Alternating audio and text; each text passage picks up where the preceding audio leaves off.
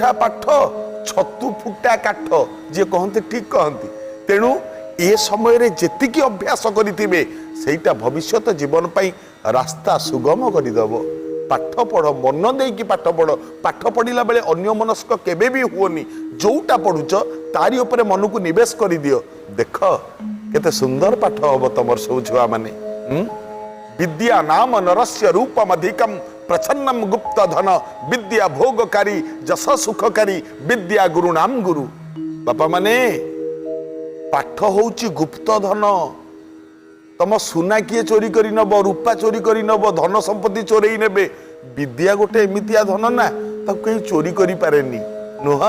विद्या अटई महाधन बालके कर उपार्जन।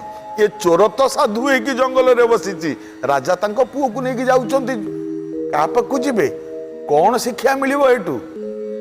प्रिय भक्त बंधु।